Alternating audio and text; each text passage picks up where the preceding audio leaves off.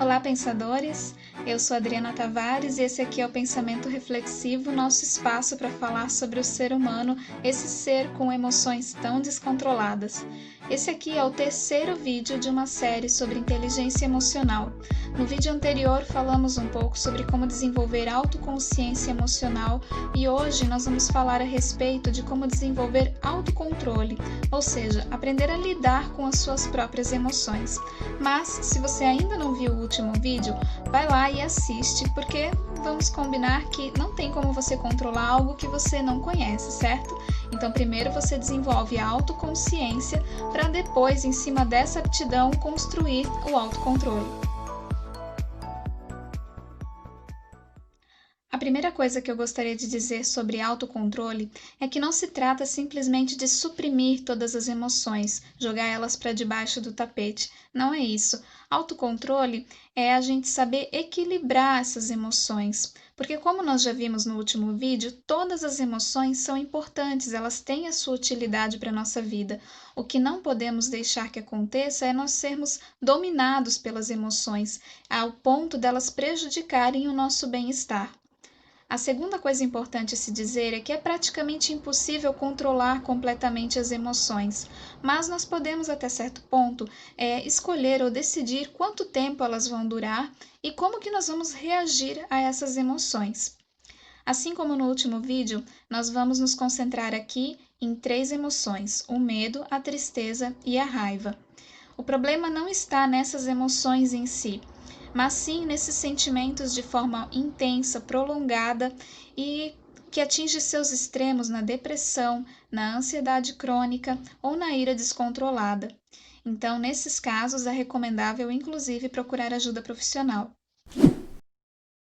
A primeira emoção que vamos considerar aqui é o mais difícil de controlar: a raiva. Imagina a seguinte cena: você está dirigindo e de repente um outro motorista corta a sua frente, quase causando um acidente. Se o seu primeiro impulso for xingar esse outro motorista, isso vai influenciar muito a emoção que vai se seguir. Você começa a ter pensamentos cada vez piores a respeito desse outro motorista, e isso vai fazendo com que você fique com raiva. Você segura o volante com força, o seu corpo ele se mobiliza para lutar. Você fica trêmulo, começa a suar, o coração acelera e os pensamentos ficam cada vez piores. Se nesse momento o motorista de trás der uma buzinada porque você diminuiu a velocidade, você vai explodir contra ele também, porque a raiva alimenta a raiva. Agora, se você tiver uma linha de pensamento um pouco mais caridosa, talvez pense: será que ele não me viu? Ou será que ele está numa emergência médica? Essa linha de possibilidade tempera a raiva com piedade ou com uma mente mais aberta que possibilita, que a gente impeça a emoção de crescer. Então, a primeira dica desse vídeo é exercitar durante o seu dia a dia, não ir logo atribuindo más motivações para as outras pessoas.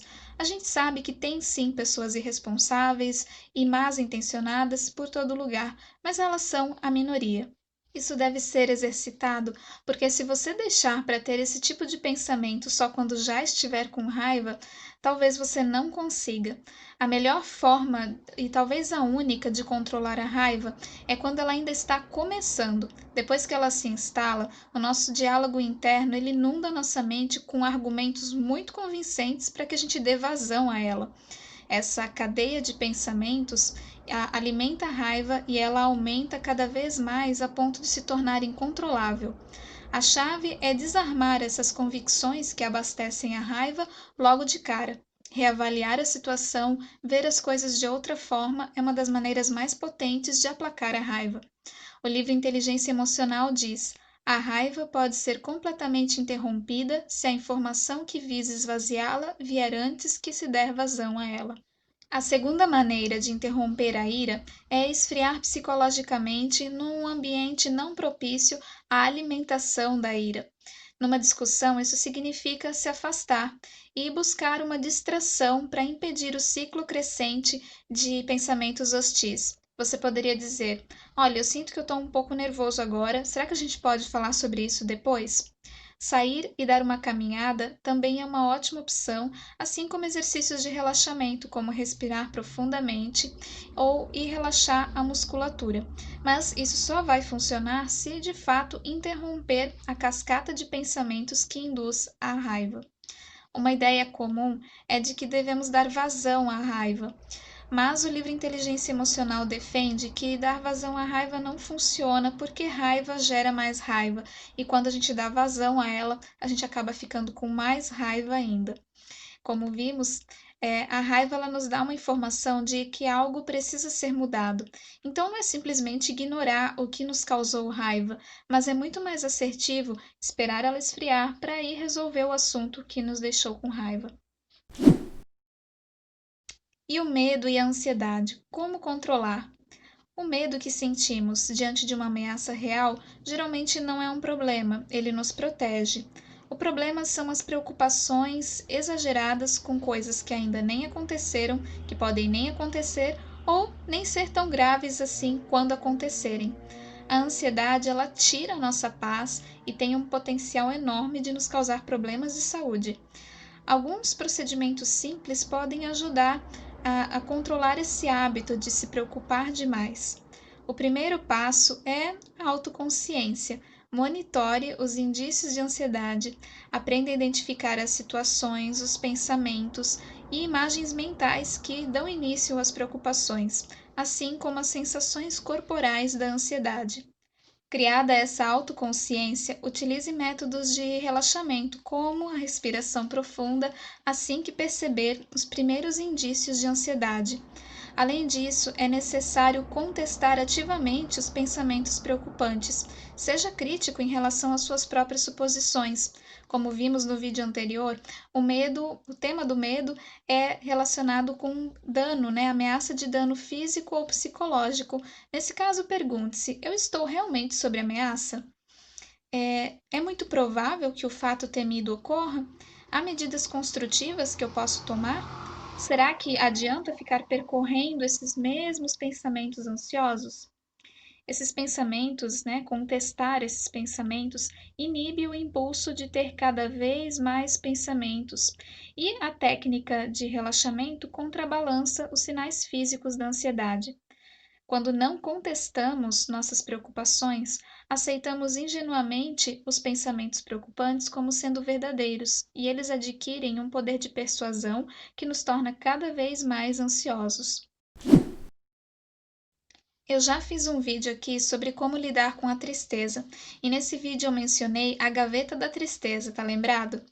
É como se os nossos pensamentos eles fossem organizados em gavetas. Por quê? Porque os nossos pensamentos eles são organizados não só por conteúdo, mas também por estado de espírito. Então é como se existisse realmente uma gavetinha onde estão todos os nossos pensamentos e memórias tristes.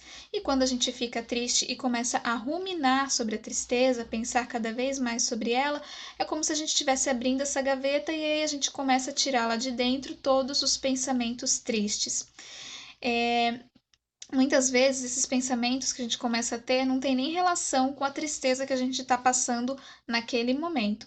Então é muito importante que, assim como na ansiedade, você conteste e critique esses pensamentos tristes.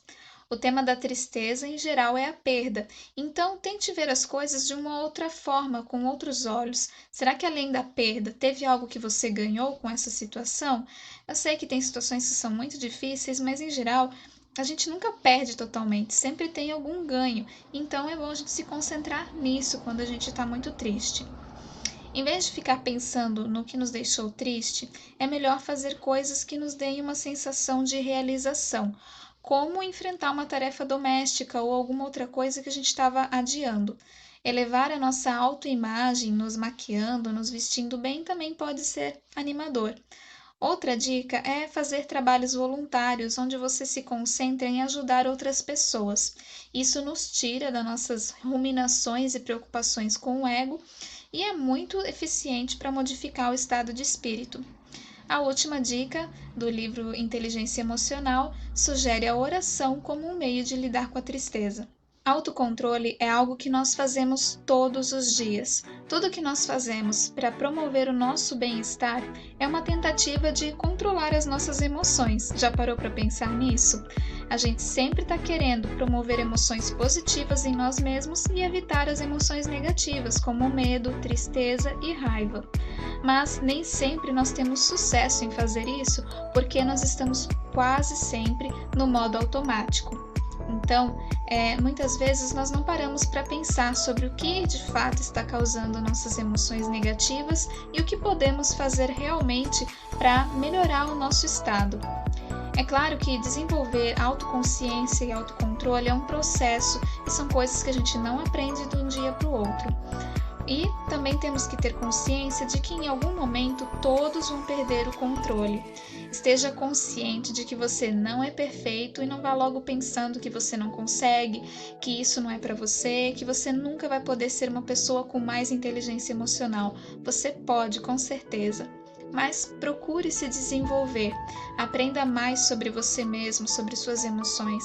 Existem muitas ferramentas diferentes, ótimos livros, cursos e terapias que você pode fazer. Invista em você, invista tempo e invista dinheiro também para que você leve isso a sério. Você é o seu melhor ativo. Nenhum outro investimento vai te dar tanto retorno como o investimento que você faz em você mesmo. Eu espero que você tenha gostado desse vídeo e no próximo vídeo da série, então, nós vamos falar sobre o terceiro aspecto da inteligência emocional, que é motivar a si mesmo. Esse aspecto é muito importante para cumprir os objetivos, as metas. Então, se você não é inscrito aqui no canal ainda, se inscreve aqui para não perder.